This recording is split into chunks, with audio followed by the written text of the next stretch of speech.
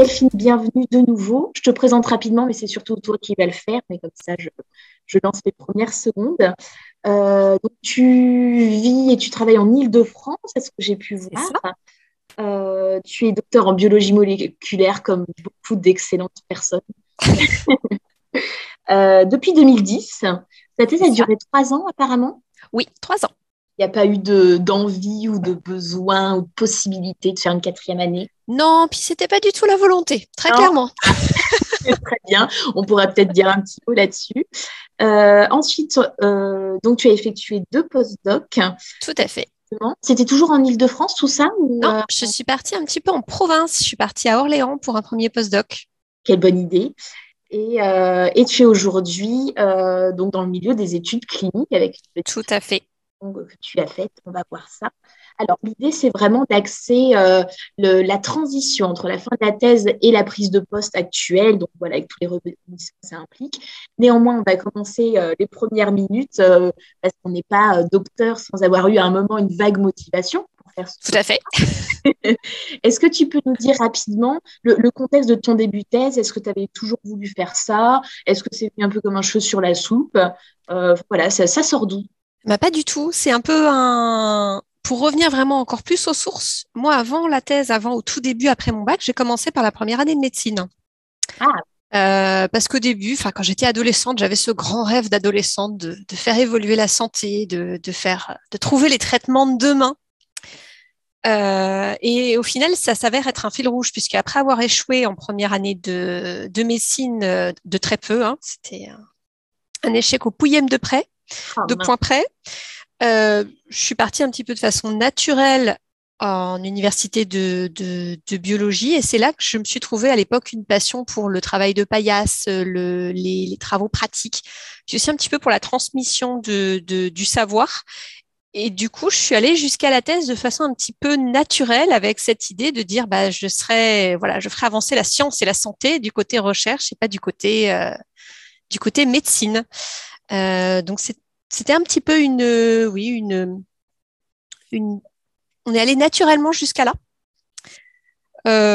Puis il y a eu cette thèse. Alors, bah, je vais pas cacher qu'elle a été un petit peu difficile pour moi. Ça a été 3 années très très très intenses où j'ai mis, je pense comme beaucoup de thésards, beaucoup de choses entre en parallèle, en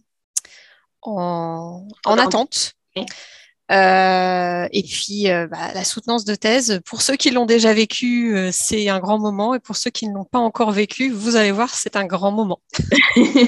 C'est un teasing. Oh, moi, j'ai un souvenir exceptionnel de ma soutenance. Enfin bref, donc difficile par rapport à un volume de travail très fort, des gros horaires. Oui, tout à fait, Tu as tout oublié à que fait. tu étais un être humain. Oh oui. Alors c'est bien de se dévouer, c'est bien d'être passionné. Maintenant, bon, c'est dans ma personnalité. Après, chacun vivra les choses comme il le souhaite avec ses propres attentes. Mais voilà, n'oubliez pas le sommeil, la santé, les amis, tout ça. Tout à fait, tout à fait. Fatigue. C'est peut-être un petit peu un regret d'avoir trop mis les choses entre parenthèses pendant ces 3 années de thèse et d'être peut-être passé à côté de certaines choses à côté, mais là on rentre dans le domaine du personnel et puis dans le domaine du professionnel. Ouais, ouais, Mais ouais, c'est ça. vrai il faut pas oublier, je pense qu'il y a aussi autre chose à côté de la thèse. C'est important. Ok. Donc, thèse, c'était sur la reproduction humaine, c'est ça? C'est ça, c'était sur la reproduction. Alors, franchement, ça fait 12 ans.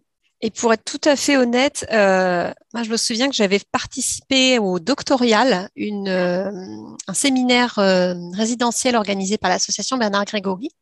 Et on rencontrait des gens qui avaient soutenu leur thèse il y a X années et qui nous en parlaient et de ce qu'ils étaient devenus, un petit peu, un petit peu comme aujourd'hui, quoi. Mhm. Et je me souviens que j'avais rencontré une personne qui avait fait une thèse en biologie et qui était responsable managérial, enfin un truc que je ne comprenais pas du tout à l'époque, chez Safran. Donc vraiment n'importe quoi, enfin quelque chose qui paraissait complètement déconnecté. Et j'étais hyper déçue quand à l'époque elle nous disait, mais ma thèse, en fait, je me souviens de rien du tout. Et aujourd'hui, quand je me retrouve dans la même situation 12 ans après ma thèse, bah, franchement, vous redire les petits détails de ce que j'ai écrit dans ma thèse, je suis capable de vous en retracer les grandes lignes, mais ça va pas beaucoup plus loin. Mhm. Je me Donc moi, reconnais. voilà, j'ai travaillé sur la reproduction, sur la formation du placenta. C'est assez rigolo, hein, parce que du coup, la dernière fois quand j'ai accouché il y a 9 mois de ma fille, j'ai voulu voir mon placenta. On fait le lien entre les recherches qu'on a pu faire et la vraie vie. Tout à fait. Ça devait être super intéressant. Ok, très bien. Donc, cet amour de la paillasse, tu as parlé de transmission, tu avais des stagiaires ou quelque chose J'ai pas eu de stagiaire en thèse, mais en thèse, j'ai eu l'opportunité de faire le monitorat d'enseignement et de donner des cours à la fac. D'ailleurs, c'était assez rigolo parce que je me suis retrouvée à faire les cours de biochimie de première année de médecine Ah, et à avoir dans le polycopier d'exercices que je faisais faire aux étudiants une annale d'examen de l'année où j'avais échoué. oh, c'est le destin qui est venu te faire coucou. Tout à fait, tout à fait. Bon, Mais après, oui, je vais oui, bien donc il y avait dire, eu un petit peu cette transmission avec l'enseignement. Et puis, c'est quelque chose que j'ai continué ensuite en postdoc. Moi, j'ai eu des étudiants, mais pendant mes postdocs. ah ok, oui, ben ça se fait aussi. Ce que j'allais dire, c'est que voilà, ce qui ne se fait pas laisse la place à d'autres choses. Tout à fait. Si voilà, tu peux revivre cette première année de médecine avec une certaine déception, c'est une spécialité que tu voulais, mais voilà, en tout cas, j'ose espérer que tu es ravie de la place que tu occupes aujourd'hui. On avance. Alors, on est à la fin de cette thèse qui était difficile, qui était dense. Quel est ton état d'esprit? Tu sais tout de suite que tu veux faire des postdocs puisque c'est ce que tu as fait ou c'est comment c'est venu? Tout à fait. Moi, à l'époque, j'étais vraiment dans l'optique de faire des postdocs. D'aller vers les concours, de devenir maître de conférence, de rester dans l'universitaire et dans l'académique. J'étais vraiment dans cette optique à l'époque. Voilà, je me focalisais là-dessus. Donc, je suis partie faire un postdoc en France. Je suis pas partie à l'étranger pour des raisons personnelles, hein. On a tous aussi une vie à côté. Je suis partie à Orléans et là, j'ai fait un switch de thème puisque je suis passée des bébés pas encore nés avec leur placenta aux personnes âgées qui font de l'ostéoporose. Donc vraiment, là, Effectivement. on changeait de switch et vraiment, c'est là que je trouve qu'il y a quelque chose qu'on apprend beaucoup en thèse et que j'ai réutilisé par la suite, c'est que voilà, on a une capacité d'apprentissage et d'ingestion d'un nouveau thème et d'une nouvelle thématique qui est très importante. Et même si ça peut paraître sauter du coq à l'âne, moi, je suis assez facilement passée à ce nouveau thème de recherche en termes de connaissances fondamentales. Mais je trouve Donc, je ça chouette de pouvoir suis se réinventer entre guillemets en tant que chercheur dans une thématique parce que si il n'y a pas de raison que tu t'enfermes dans la formation du placenta ou autre. Normalement, on a les compétences, les connaissances, la curiosité pour se trouver dans d'autres thèmes, alors, même si certains nous intéressent plus que d'autres et c'est normal.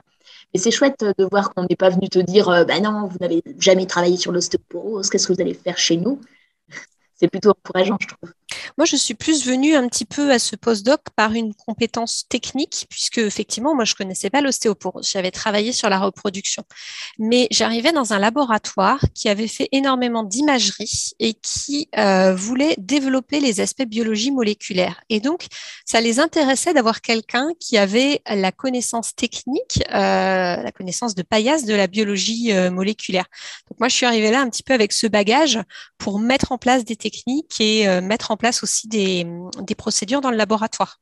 Mhm. Super intéressant. Pour la petite parenthèse, ça me fait penser à une interview que j'ai donnée, c'était Sébastien, alors je sais plus c'est quel numéro, mais voilà, qui est bah, microscopiste en fait sur une plateforme, c'est vraiment le côté technique et puis après, bah, il aide à différents projets, mais du coup, c'était vraiment la technique en tant que telle, le fil directeur finalement, plus qu'un domaine de recherche. Ok. Alors, comme on a des personnes qui ont soutenu récemment ou qui vont soutenir dans pas longtemps, peut-être que la façon dont tu as trouvé ton postdoc pourra les intéresser. Est-ce que c'était par le réseau? Est-ce que c'était une offre? Enfin, Absolument pas par le réseau. C'était vraiment via des annonces. Je pense que c'était peut-être une annonce sur le site de l'association Bernard Grégory, c'est possible. Alors, je ne sais pas ce qu'il en est aujourd'hui, mais à l'époque, il y avait beaucoup d'offres de postdoctorat. ouais. J'ai beaucoup cherché par ce biais. Et c'est vrai que c'est une phase de mes recherches et de mon évolution, les recherches de postdoc, où je me suis sentie vraiment très seule et peu accompagnée. Moi, j'ai pas du tout. Je pense que je n'avais pas conscience à l'époque de la force du réseau qu'on a aujourd'hui avec des outils comme LinkedIn et avec bah, ces interviews et ces échanges. J'avais pas du tout conscience de ça à l'époque et c'est quelque chose qui, je pense, m'a beaucoup manqué. Moi, j'ai beaucoup pataugé pour la recherche de ce postdoc. Ouais. Il y a combien de temps qui s'est écoulé entre ta soutenance et ton postdoc? Assez rapidement, puisqu'en fait, j'ai soutenu en décembre et Ouais. j'ai pris mon postdoc le 2 janvier. Mais Ah en oui, fait, moi, j'avais énormément anticipé, c'est-à-dire que j'avais commencé à chercher le postdoc, mais bien avant. dès le début de ma troisième année de thèse.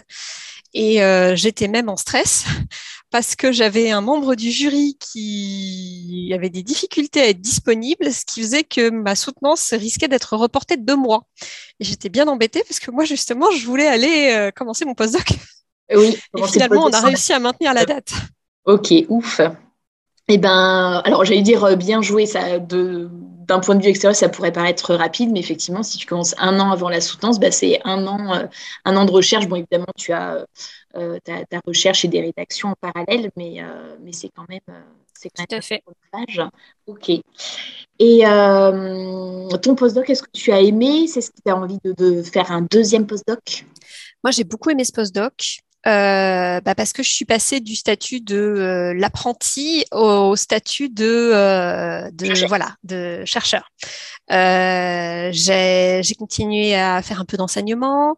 J'ai eu des étudiants en thèse avec moi, j'ai eu des étudiants en master, j'ai eu des techniciens de recherche qui sont venus travailler avec moi. J'ai vraiment vu le quotidien du chercheur dans ce postdoc et j'ai adoré. J'étais en congrès international, présenté mes résultats, j'ai développé mon programme de recherche, j'ai adoré ce côté-là. Ce qui m'a déçu, ça a été la difficulté à publier. Parce que j'ai publié, je pense, assez facilement quand même, relativement mon travail de thèse dans des journaux à comité de lecture. Et j'ai très peu publié sur mes différents postdocs.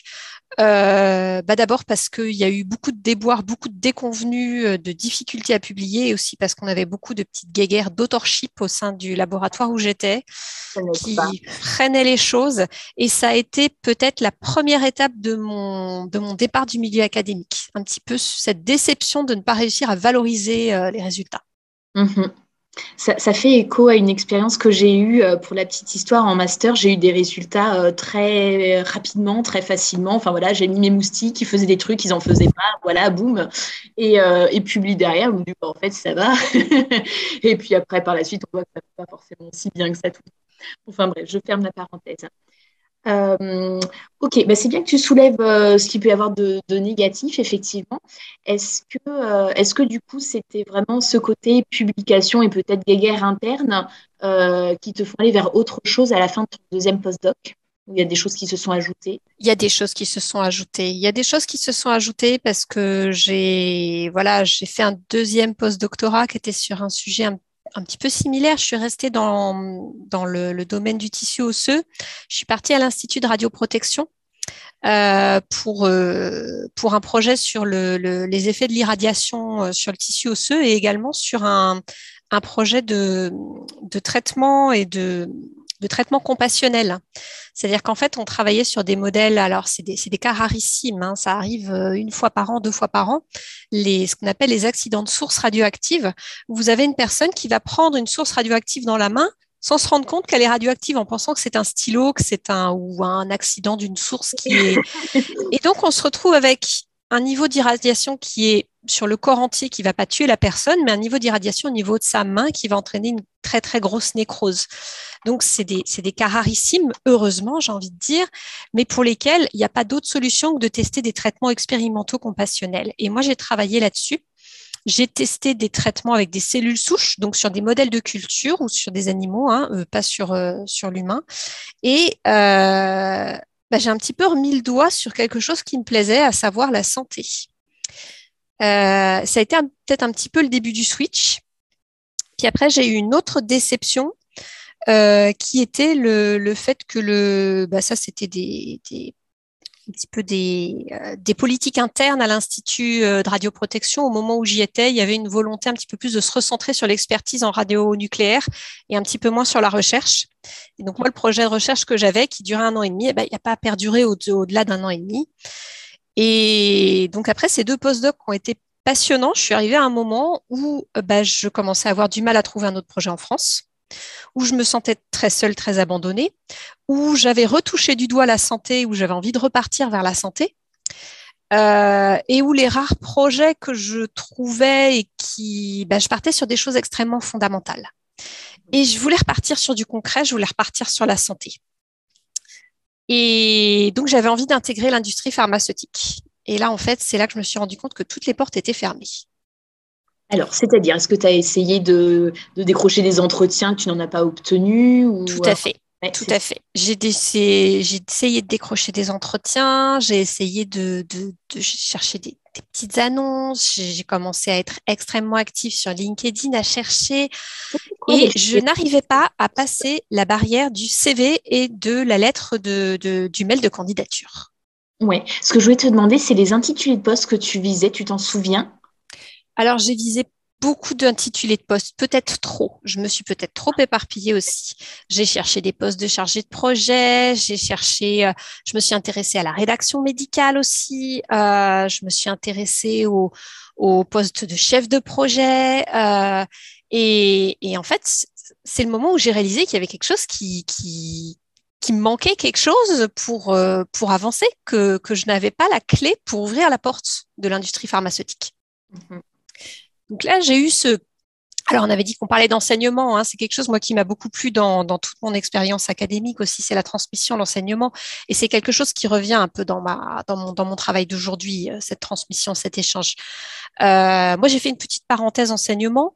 D'abord pour tester, hein, pour voir si ça me plaisait, puis aussi, bon, c'était alimentaire, hein, c'était aussi un petit peu alimentaire. J'ai pris un remplacement dans une école internationale. Moi, je parle couramment anglais et bon, les choses de la vie ont fait que je ne suis pas partie faire un postdoc à l'étranger, que je suis restée en France, mais bon, je parle couramment anglais et j'ai enseigné donc dans cette école internationale. C'était quelque chose de très très enrichissant et de très intéressant, hein. C'est des écoles qui sont hors contrat, donc on est vraiment sur des étudiants qui viennent du monde entier. Bon, c'est très intéressant, mais je me suis vite rendu compte qu'à long terme, c'était pas ce que je voulais faire à temps plein. Donc, D'accord. ça a été ma parenthèse. Et j'avais toujours cette idée d'aller dans l'industrie pharmaceutique. Et c'est à ce moment-là que j'ai trouvé une formation courte. Donc, c'était une formation de 3 mois plus 6 mois de stage pour être attachée de recherche clinique. Ok. Je me suis un petit peu renseignée sur ce métier, sur ce milieu, sur ce qu'était la recherche clinique. Et c'est là que j'ai retrouvé les intitulés de poste et les types de choses que j'avais cherchées. Auparavant. Est-ce que tu peux nous donner une petite définition que fait l'attaché de recherche clinique? C'est quoi son rôle? Alors, l'attaché de recherche clinique, en fait, si je devais résumer, c'est le garant d'une étude clinique. Une étude clinique, c'est quelque chose d'extrêmement réglementé. Plus ça va, plus c'est réglementé. On est parti de la déclaration de Nuremberg après la Seconde Guerre mondiale pour réglementer les essais cliniques, qui n'avaient pas encore ce nom d'essais cliniques à l'époque, suite à tout ce qui s'était passé dans les camps de concentration pendant la Seconde Guerre mondiale. C'est parti de ça. Puis petit à petit, toute cette réglementation, elle s'est étoffée. Aujourd'hui, on a une réglementation qui est extrêmement sécurisée. L'objectif, c'est déjà de sécuriser les personnes qui vont se prêter à cette recherche. On ne fait pas rentrer n'importe qui dans une étude clinique, on fait rentrer quelqu'un qui répond à des critères précis et surtout qui est au courant, qui émet un consentement éclairé. Donc déjà, on a une protection de la personne qui se prête à l'étude clinique.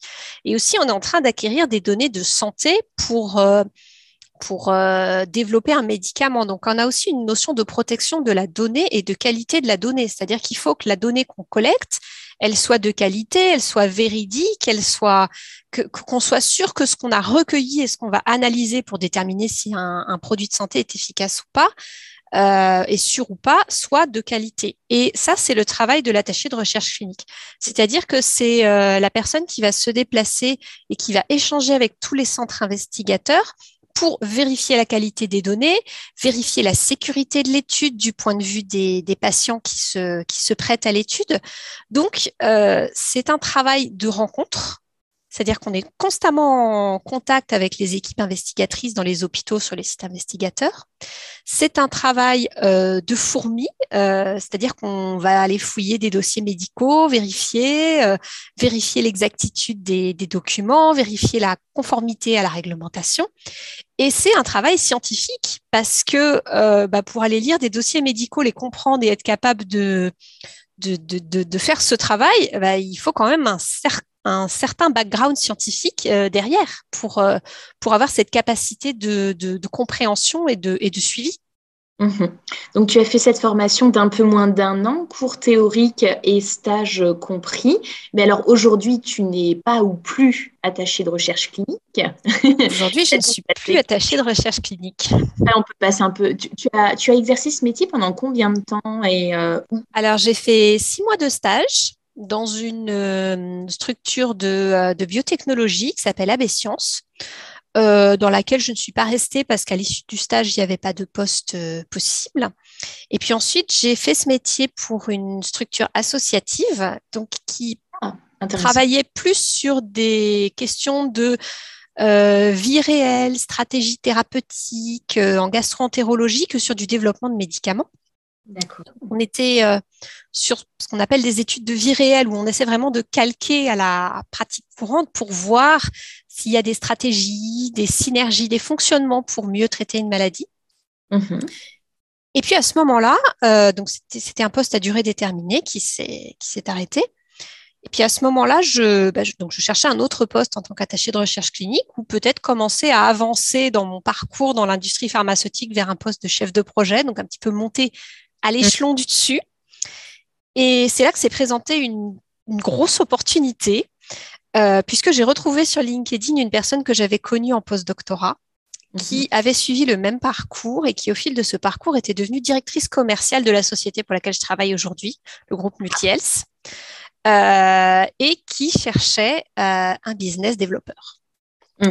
Et qui, pour ce poste, cherchait quelqu'un qui n'était pas un commercial pur, mais qui cherchait quelqu'un qui avait la connaissance scientifique, la connaissance du milieu et la connaissance opérationnelle du terrain. Et alors, petite question, est-ce qu'à ce moment-là, business développeur, tu savais ce que ça voulait dire? Est-ce que ça t'intéressait? Eh bien, à cette époque, je ne savais pas du tout ce que ça voulait dire, je ne savais pas du tout ce que c'était, enfin, je le savais un petit peu. J'en avais entendu parler et puis je me suis dit, je suis en recherche d'emploi, j'ai rien à perdre, j'essaye. Et j'y étais. Et j'ai eu le poste en 2 jours. C'était. Je l'ai contacté un mercredi, je l'ai rencontré un vendredi, et j'ai pris le poste le lundi suivant. Ok, c'était. Je crois que c'est le recrutement le plus express que j'ai jamais fait de ma vie.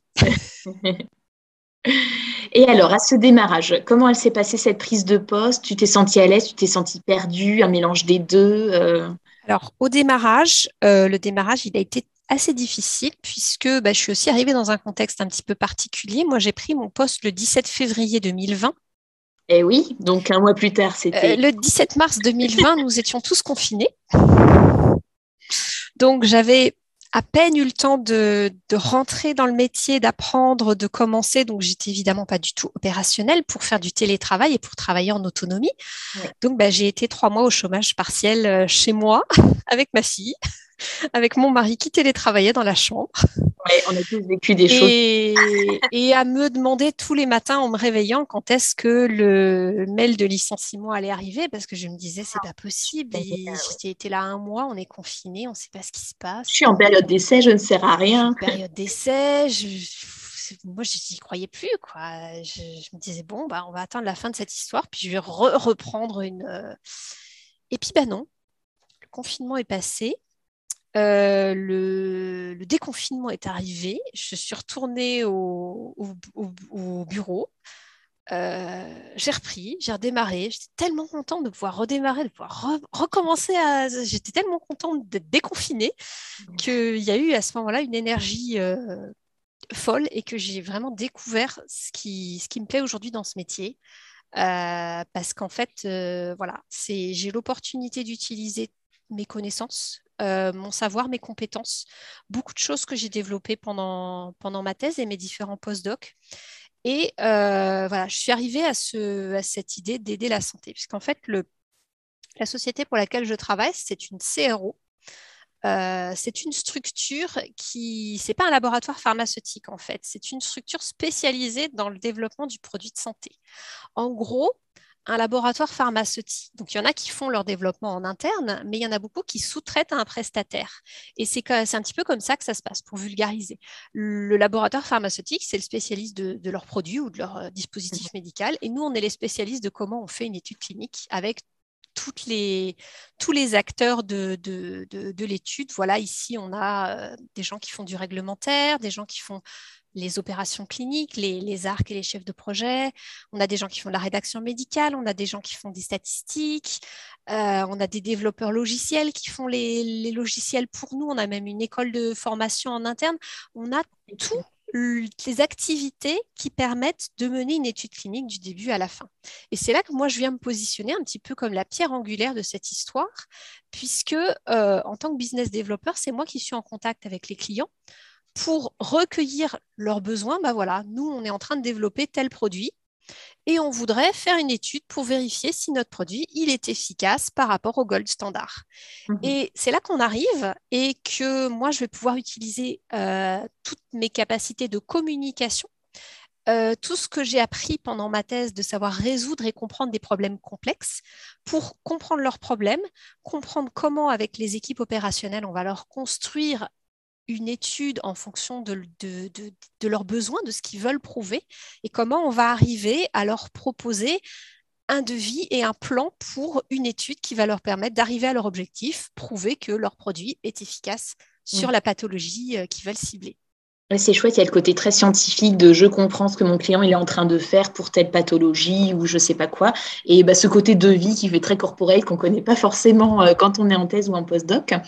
Alors, moi, j'ai des questions. Et donc, bah, n'hésitez pas, là, on est sur la fin de l'échange. Voilà, vous pouvez nous demander tout ce qui vous passe par la tête dans le chat ou si vous allumez votre micro. Moi, j'étais curieuse de savoir, les clients, euh, est-ce que ça s'adresse à vous? Enfin, il y a un domaine, entre guillemets, un peu restreint de produits. Est-ce que ça va être, par exemple, je dis n'importe quoi, pour les pathologies cardiaques, c'est votre spécialité? Ou est-ce que ça peut être vraiment tout et n'importe quoi? Alors, il y a dans les CRO, donc les structures du même type que le groupe Multihealth où je travaille, il y a des CRO qui vont être spécialisés de certaines pathologies. Alors, je ne me souviens plus du nom, mais hier, j'en voyais une qui était spécialisée, par exemple, dans le produit ophtalmologique. Ok. Plutôt des petites structures. Et quand on commence à toucher à des CRO et des plus grandes structures, donc nous, je dirais qu'on est plutôt moyen, mais par exemple, si on prend des très très grosses CRO mondialement connues, les multinationales, elles font toute pathologie, tout domaine thérapeutique. Après, il y a une autre différence qu'on peut regarder aussi, c'est la différence entre donc les médicaments, la pharmacologie, le dispositif médical. Donc ça, c'est tout ce qui est... le dispositif médical, c'est très, très vaste, hein. Ça peut aller d'un pansement à une pompe cardiaque. C'est extrêmement C'est super vaste. varié. On a aussi le domaine de la nutrition, un petit peu de cosmétologie aussi. Et il y a des structures CRO qui sont spécialisées dans certains de ces aspects. Il y en a qui vont plus se faire sur le dispositif médical, d'autres qui vont faire uniquement de la pharmacologie. Alors ici, chez Multihealth, nous, on fait tous les domaines. On fait notamment beaucoup de dispositifs médicaux parce que réglementairement, l'année dernière, il y a eu un nouveau règlement qui régit le fonctionnement du dispositif médical en France et en Europe qui est arrivé. Et donc, on a en ce moment beaucoup d'activités là-dessus parce qu'il y a beaucoup de structures qui relancent des études ou qui ont besoin de prestations et d'activités pour se mettre en conformité avec ce règlement. C'est un point intéressant, ça que je vois dans mon métier qui n'a rien à voir avec le tien, entre guillemets, mais les évolutions des normes, des réglementations, bah, c'est des contraintes, des objectifs en plus, et bah, du coup, ça engage derrière des nouveaux travaux voilà, de développement, d'innovation et tout ce qu'on veut pour répondre à ces demandes-là. Alors, s'il n'y a pas de questions pour l'instant dans le chat, j'en avais recueilli en amont de l'échange. Alors, il y avait une personne qui demandait quelle était ta motivation à devenir business developer. Bah, tu en as parlé tout à l'heure. En fait, c'était un peu, bah, il y a eu le point de départ, c'est un peu le hasard du réseau où on te parle de ce métier-là et que tu découvres en fait Tout en à fait. discutant. Ça a vraiment été une découverte parce que c'était une opportunité que j'ai saisie à un moment et qui s'est avérée être la bonne puisque je me suis... Voilà, on m'aurait dit il y a 10 ans, Delphine, tu vas être commerciale, j'aurais bien rigolé. Mais il se trouve que voilà, aujourd'hui, c'est ce que je fais. Et j'y suis arrivée par hasard. Voilà, c'est vraiment un petit peu quelque chose d'opportunité. Et aujourd'hui, vraiment, moi, ce que j'aime dans ce métier, enfin, je retrouve des choses que j'avais aimées en, en doctorat et en post-doctorat, vraiment cet aspect de se positionner en conseil, de communiquer beaucoup. Puis moi, je travaille beaucoup avec une équipe. Ça, c'est quelque chose qui m'a peut-être, que je trouvais un petit peu dommage, c'est que moi, pendant ma thèse, peut-être moins pendant les post-doctorats où j'avais beaucoup d'étudiants avec moi, mais pendant ma thèse, j'ai eu un travail quand même assez solitaire à la paillasse. Et aujourd'hui, j'ai un travail où je travaille beaucoup plus en réseau, que ce soit avec mes clients potentiels ou que ce soit avec les gens, les personnes au sein de l'entreprise sur qui je m'appuie quand je vais construire un devis et un projet pour un client. Ce n'est pas quelque chose que je fais toute seule. Moi, je vais demander à notre directrice générale qui est spécialisée en nutrition de me conseiller et de m'appuyer pour un client qui nous a demandé une étude de nutrition. Puis voilà, je vais avoir une étude clinique un petit peu complexe pour un client qui souhaite quelque chose avec beaucoup de centres, beaucoup de pays. Je vais aller demander à notre directrice des opérations, qui est vraiment spécialisée de tout cet aspect technique, opérationnel, d'aider, de proposer, elle, ses solutions. C'est vraiment un travail de groupe. Et ça, c'est quelque chose qui me plaît beaucoup, cette synergie de groupe et cet aspect communication qu'on a dans ce métier. Ok. Alors, merci beaucoup. Il y a des petites questions qui apparaissent. On a Élodie. Tu as parlé de paillasse, je crois, tout à l'heure. Est-ce que ça te manque? Parce que là, tu ne fais pas du tout de paillasse. C'est un côté communication, compréhension, mise en place. Mais il n'y a plus de pipette, Bah oui, il n'y a concrètement. plus de pipette, il y a plus de pipette. Ça a Et été un est-ce que ça... regret à un moment. Ça a été à me dire, bah voilà, c'est fini, je touche plus les pipettes, j'ai plus de petites bébêtes à l'animalerie, j'ai plus de... j- Voilà, ça a été un peu un regret à un moment. Aujourd'hui, je le regrette pas. Je pense qu'on évolue. Il y a eu une époque, il y a 10 ans, où je me disais, ah, j'adore la paillasse, je vais faire la paillasse toute ma vie. Aujourd'hui, je suis pas sûre que j'y retournerai. Je crois pas non plus, même si c'est Je pense pas un côté où ça m'a pas plu, où c'est moins bien ou quoi, c'est des étapes, on évolue, on a d'autres attentes et Je voilà. pense qu'on change, qu'on évolue, qu'il y a des moments où on aime des choses, professionnellement comme personnellement, hein. C'est pareil, il y a 10 ans, on m'aurait dit que j'aurais eu 2 enfants, j'aurais bien rigolé, hein. Aujourd'hui, j'en ai 2.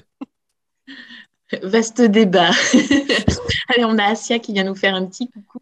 Alors, j'enchaîne avec une autre question. Donc, nous sommes au moins trois Delphines dans ce call, visiblement. Delphine demande comment t'es-tu formée au domaine commercial, le côté vente que du coup tu n'avais pas du tout au moment de prendre ton poste? Alors, je m'y suis formée sur le tas. J'ai pas vraiment suivi de formation commerciale en arrivant ici. J'ai été vraiment coachée et épaulée par les business développeurs seniors de la société qui m'ont au début accompagnée, appris des petites techniques, des petits tips. Puis j'ai beaucoup appris sur le tas. Voilà, on apprend de ses erreurs, hein. C'est aussi quelque chose qu'on développe, une capacité qu'on peut développer beaucoup en thèse. Apprendre de ses erreurs, rebondir je pense quand on a fait une thèse, on a une capacité d'apprentissage qui est énorme. Et c'est quelque chose qu'il faut vraiment mettre en valeur. Moi, voilà, j'ai appris sur le tas, j'ai été coachée par la directrice commerciale, par les seniors.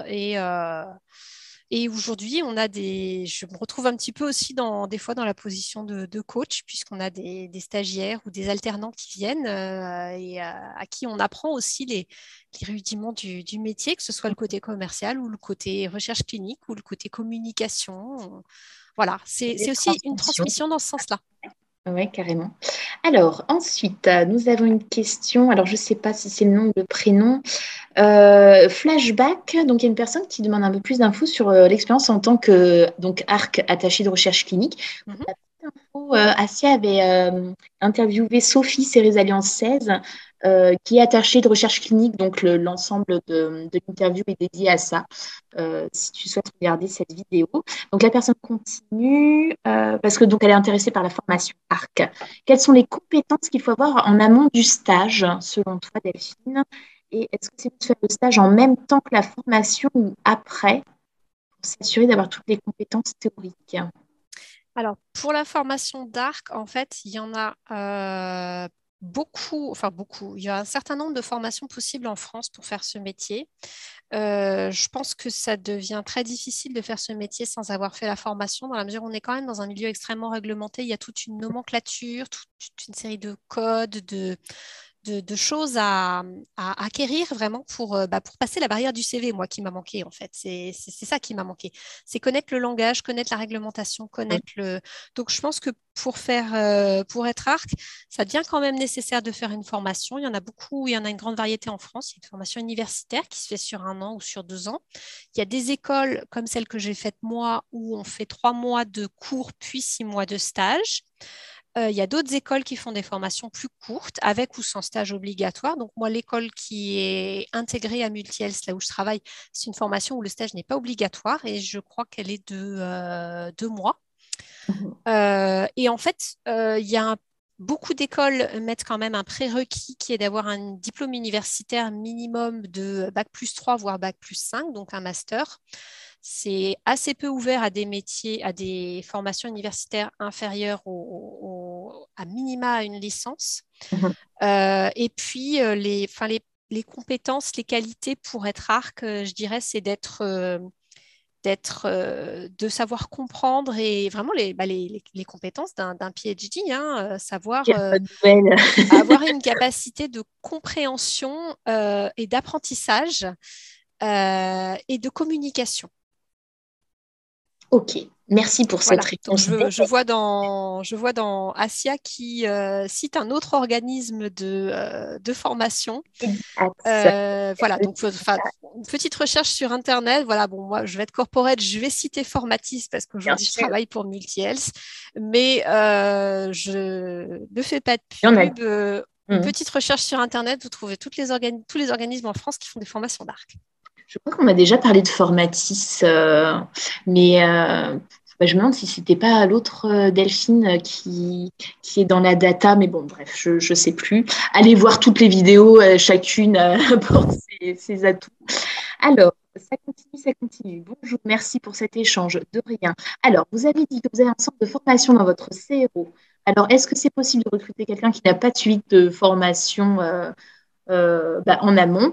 Et du coup, on peut le faire directement dans ton CRO et puis être peut-être embauché directement à la suite ou Tout à fait. Le fait que l'école rien. de formation elle soit incluse dans le groupe Multi-Health, on a aussi une filière, ce qu'ils appellent un petit peu une filière d'excellence, où à chaque formation, il y a certains qui sont intégrés en stage dans la CRO et qui continuent suite à leur formation en stage aux opérations cliniques.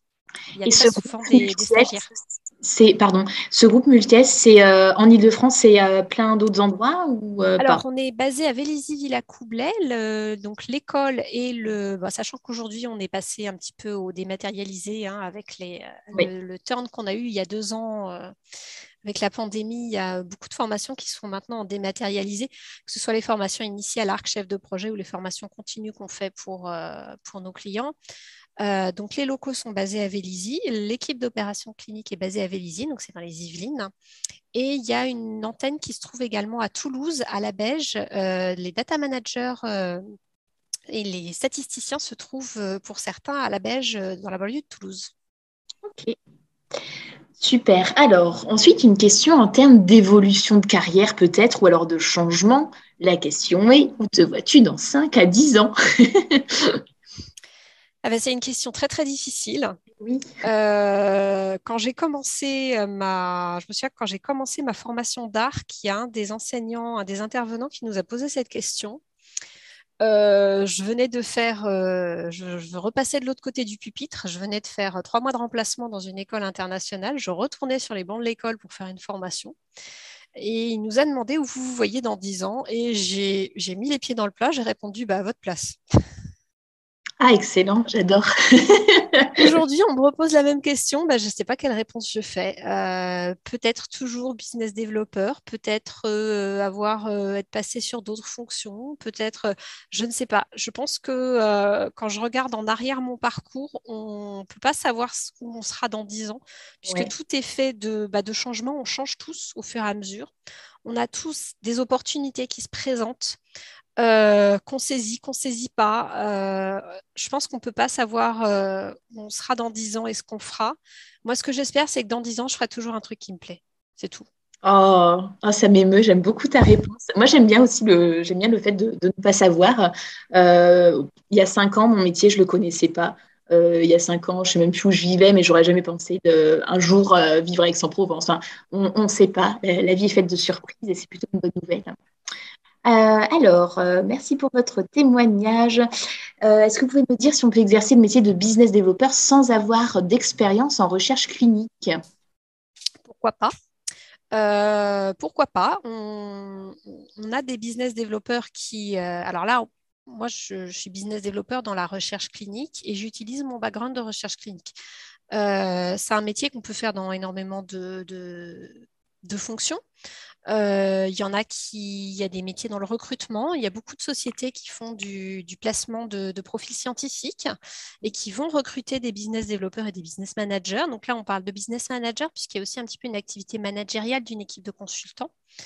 Mais il y a beaucoup de métiers comme ça, un petit peu dans des domaines scientifiques ou santé, où on va chercher à avoir un commercial qui soit peut-être quelqu'un qui ait de l'expérience du terrain et pas quelqu'un qui ait uniquement une expérience commerciale. Mhm. Nous, dans notre équipe actuellement chez Multiel, c'est toutes les personnes que j'ai vues passer dans l'équipe depuis 2 ans sont pour la très grosse majorité des gens qui n'ont pas fait une école de commerce ou une école de business, mais qui sont plutôt des gens issus du terrain. Donc, je pense que faire le métier de business développeur dans une filière qui vous intéresse, qui correspond à votre expérience scientifique et terrain, oui, c'est tout à fait possible. Et je pense que c'est déjà une affaire d'opportunité et une affaire de j'ai envie de dire de code. Moi, si je reviens dessus, ce qui m'a manqué à un moment pour réussir à passer la barrière du CV, c'était avoir ces codes, avoir ce langage, avoir cette connaissance du milieu que je vise pour parler le même langage avec le recruteur qu'on cherche à toucher. Je pense Oui. que c'est un petit peu la clé pour passer cette barrière du CV et de la lettre et réussir à arriver à l'entretien de motivation. Et en entretien, les thésards, généralement, on est bon parce qu'on donne tout. Ça me fait écho à un coup de fil que j'ai eu il y a quelques jours, quelqu'un qui était curieux de découvrir mon métier plus en détail.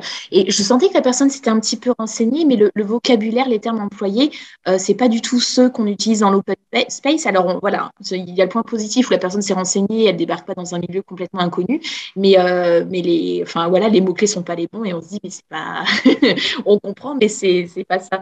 Donc ce côté, ça peut paraître bête, hein, mais ce côté, c'est les vrais bons mots-clés, ça donne plus de. Enfin, je sais pas, on sent plus que la personne est prête pour débarquer dans ce monde-là. Alors, on a Asia qui triche et qui pose des questions. Alors, ça fait un peu écho à la question qu'on a eue tout à l'heure quand on demandait les compétences pour être attaché de recherche clinique, comme il y a une personne que ça intéresse dans le groupe. Donc là, Asia demande un peu la même question pour business développeur. Tiens, est-ce qu'il y a une différence fondamentale que tu vois entre les deux métiers? Est-ce qu'il y a des compétences différentes ou complémentaires, à ton avis, qu'il faut pour être business développeur comme tu l'es aujourd'hui? Alors, je pense il faut vraiment faut pas baisser les bras. C'est un métier qui au quotidien peut être assez difficile. Moi, hier, j'ai passé une après-midi à faire de la prospection téléphonique. J'ai fait des répondeurs, des répondeurs, des répondeurs, des Oui. répondeurs. Faut pas se décourager, faut continuer. Il y a souvent des moments de saisonnalité, un petit peu de creux, de vagues. Il y a des moments où on va avoir des tas de clients qui nous contactent ou quand on va appeler des clients, ils vont tous avoir des besoins, on va avoir plein de devis à faire, plein de projets, on va crouler sous les devis. Et puis, il y a des moments, c'est un petit peu le cas en ce moment, où on est un petit peu plus dans le creux de la vague. On sent peut-être le début de l'été qui arrive. Les gens sont peut-être moins disponibles. On arrive moins à les appeler. On a moins de demandes. Et c'est un moment où il faut savoir surtout ne pas se décourager, ne pas se laisser démonter, ne pas se dire: Ah non, c'est pas moi, ça va pas, j'y arrive pas. C'est non, voilà, c'est le moment. Il faut persévérer, il faut continuer.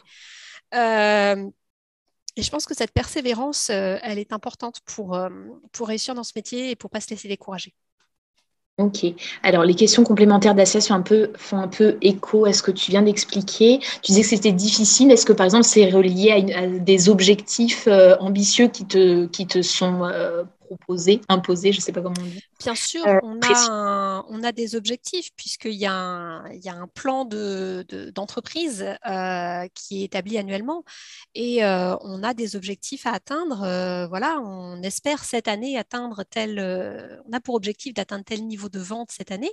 Mhm. Donc, bien sûr, il y a des chiffres, des indicateurs à atteindre et qui nous permettent de mesurer notre performance et d'être sûr qu'on va dans le bon sens pour réussir à atteindre l'objectif final en fin d'année. Et puis, dans les métiers commerciaux, dans le métier de business developer, sont des métiers où très souvent, même dans la quasi-totalité des cas, on a des salaires avec une partie fixe et une partie variable.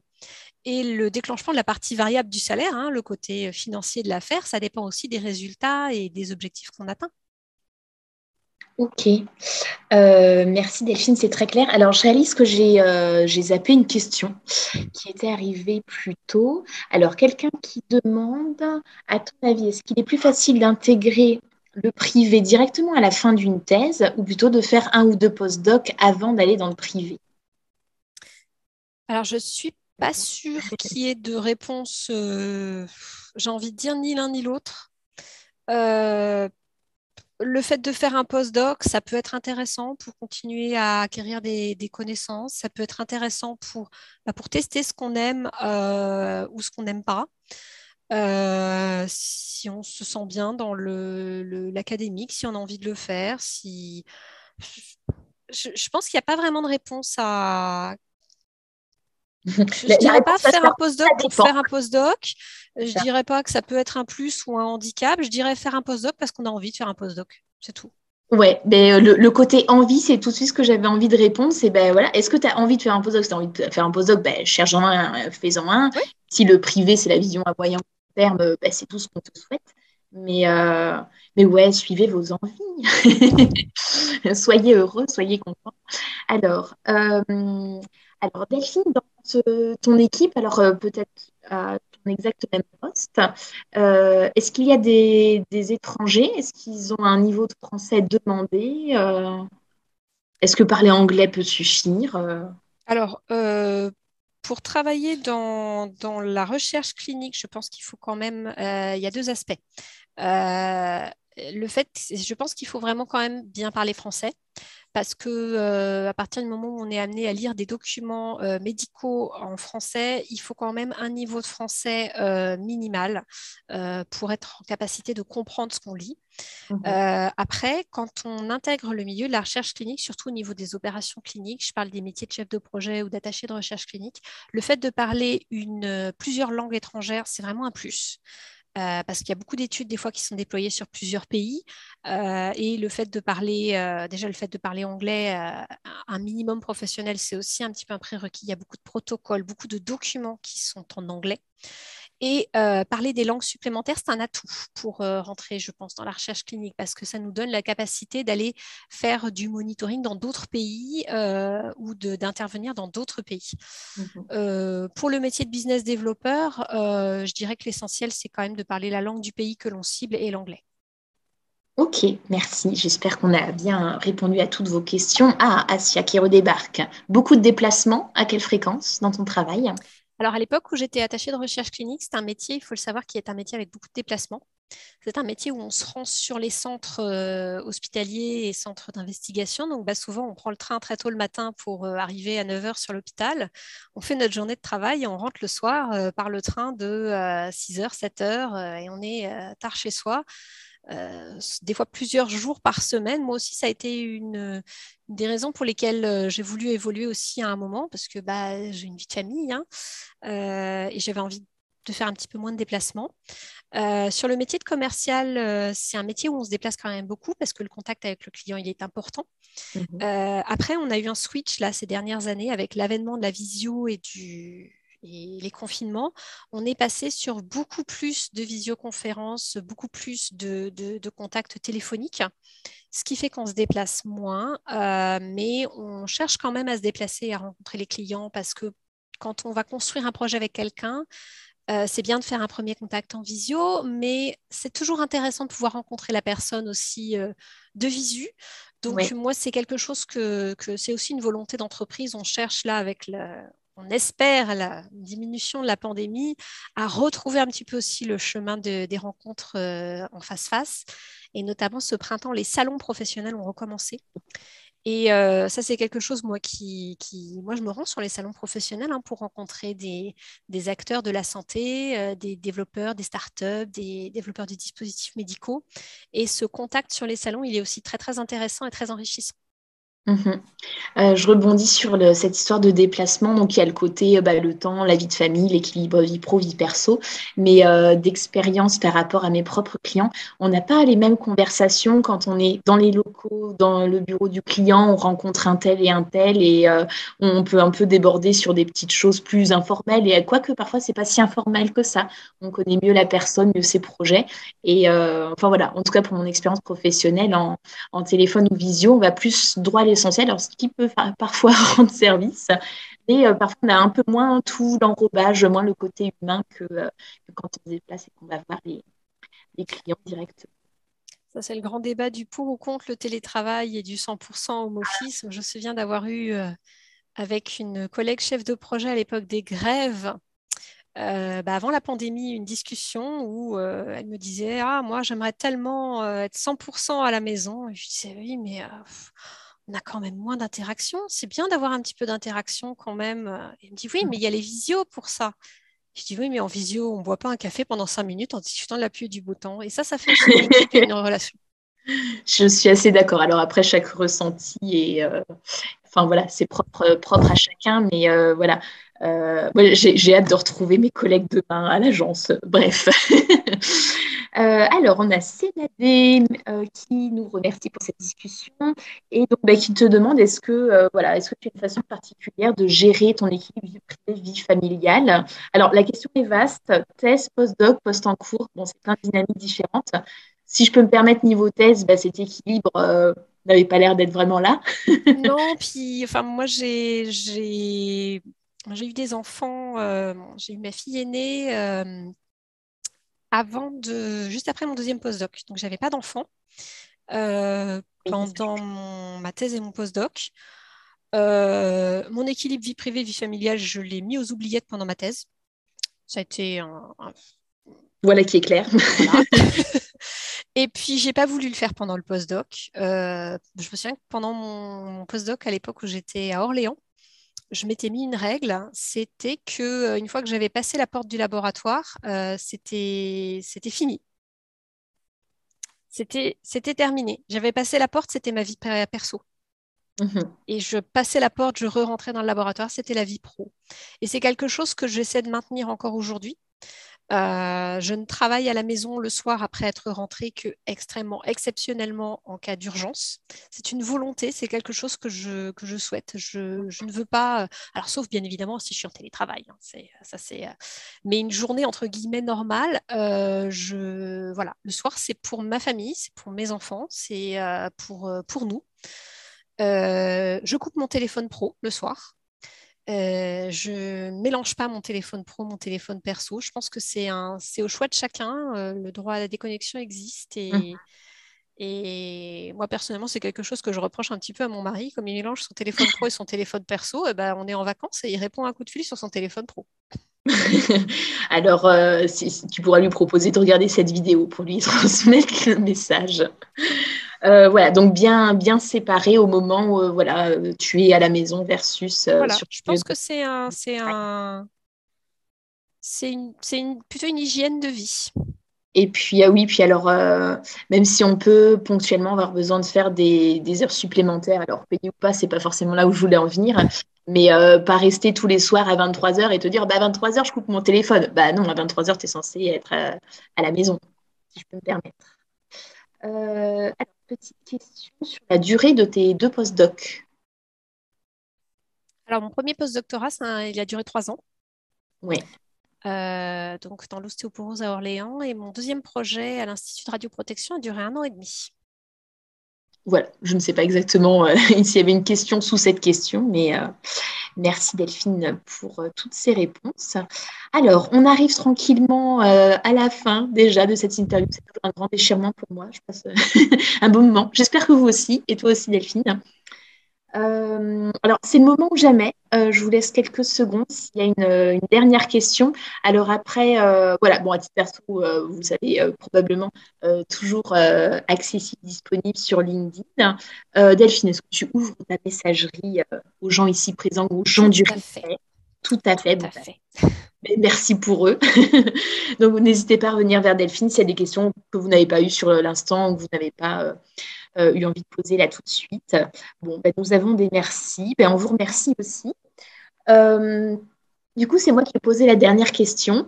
Delphine, est-ce que tu veux ajouter quelque chose, alors que ce soit un conseil, une anecdote ou ce que tu veux, un petit mot que tu as envie de partager aux personnes avec nous aujourd'hui, peut-être quelque chose que tu aurais aimé qu'on te dise en recherche de postdoc ou... Enfin voilà, quel est le petit mot de la fin? Moi, je pense que voilà, moi, c'est ce que j'ai expliqué, hein, ce qui m'a un petit peu manqué dans mon parcours et dans ce long cheminement j'ai souvent utilisé, je l'utilise encore aujourd'hui, le mot, je suis intermittente de la science. On rigole, Euh, mais c'est pas drôle en vrai. on rigole, mais c'est pas drôle, mais enfin voilà, je pense que j'ai réussi à garder un fil conducteur. Et moi, ce qui m'a manqué, c'est tout ça. C'est le réseau, c'est les conseils. Moi, je me suis souvent sentie seule dans mes recherches d'emploi et dans mes périodes de recherche d'emploi. Peu aidée. C'est pour ça que je pense que l'initiative de Résilience est très, très intéressante. Qu'on a tous à montrer qu'on- qu'on peut percer, si on le souhaite, dans le milieu privé, que c'est pas fermé. Et j'ai envie de dire la clé, moi qui m'a manqué et qui m'a permis de débloquer les choses, ça a été le moment où je suis sortie de ma zone de confort de petite universitaire dans son milieu universitaire et où j'ai dit, allez, je vais faire une formation, je vais apprendre le langage de l'endroit où je veux aller. Je vais apprendre les codes, je vais apprendre Se donner les moyens. les mots qui vont me permettre de passer la barrière. Je pense que c'est ça et le réseau, ça a été les deux clés. Donc voilà, si j'avais un conseil à donner, ce serait de cultiver le réseau à fond, à fond, à fond. Et de cibler vraiment ce que vous avez envie de faire et d'y aller à fond. Génial, merci. Bah, écoute, c'était très clair, très plaisant de t'écouter, Delphine. Je te remercie beaucoup.